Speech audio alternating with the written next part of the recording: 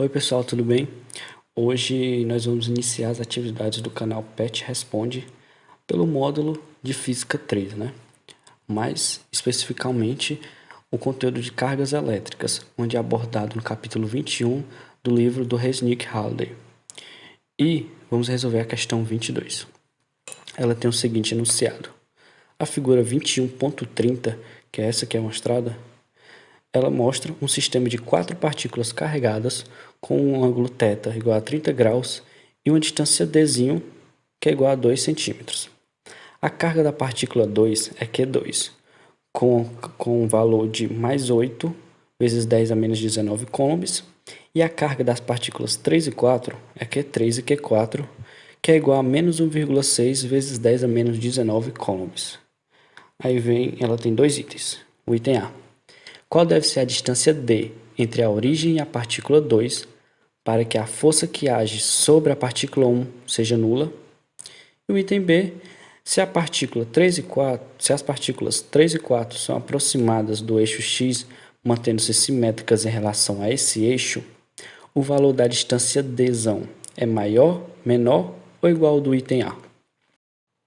Bom, pessoal, então vamos iniciar a solução da questão.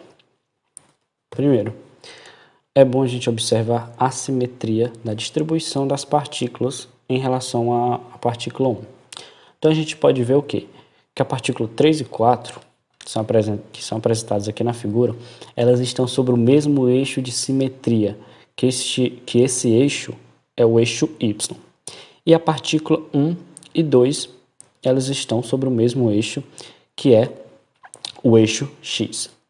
É interessante a gente pegar e desenhar o diagrama de corpo livre dessas forças, todos em relação à partícula 1, que é a partícula em questão. Aqui eu coloquei uma colinha, né, de como essas forças elas se distribuem quando uma carga é positiva e quando uma carga é negativa.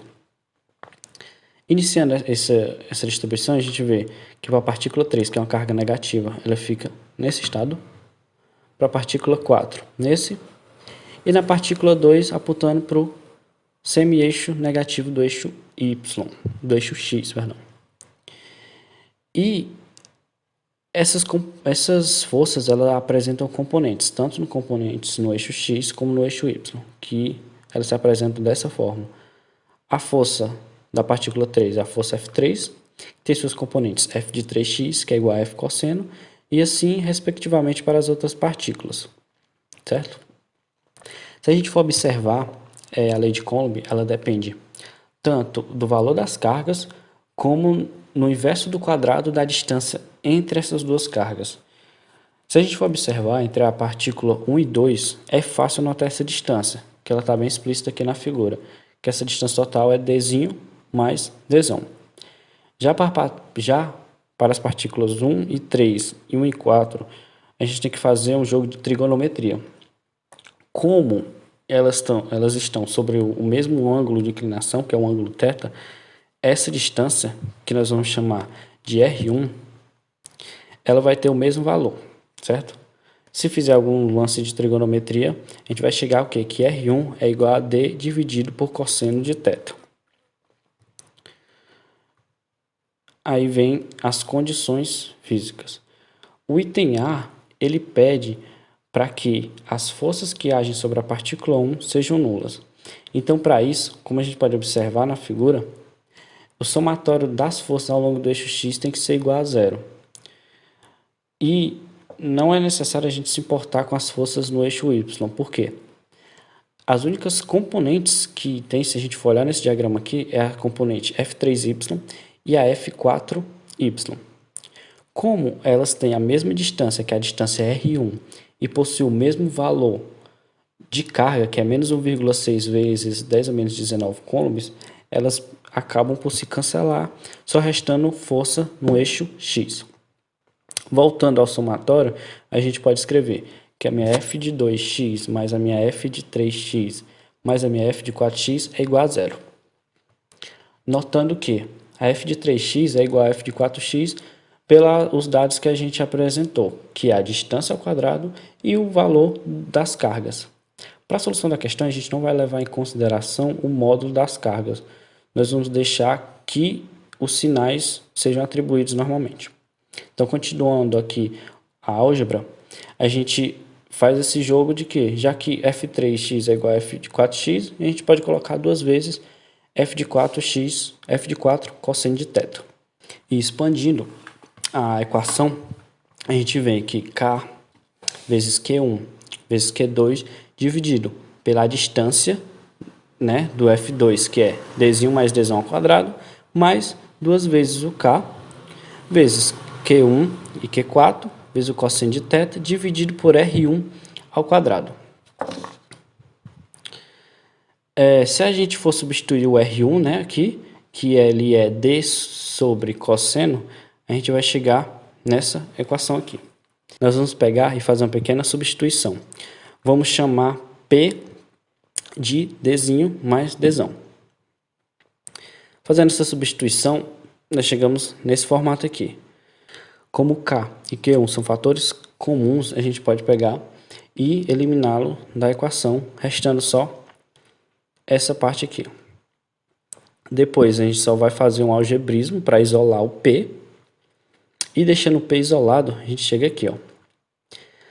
Depois a gente pega o P e substitui de novo. E com isso a gente consegue isolar o Dzão. Isolando o Dzão, a gente chega na equação que depende apenas do valor da carga, do ângulo θ e do valor de Dzinho, que são todos dados na questão, né? Todos esses dados são informados na questão. Nisso, substituindo, a gente consegue chegar no valor de D igual a 1,9237 centímetros. E com isso está resolvido o item A. Para o item B, ele pergunta se as partículas 3 e 4 forem aproximadas em relação ao eixo de simetria, né, que é o eixo Y, essa força Dzão, que a gente descobriu no item passado, ela aumenta, diminui ou fica igual.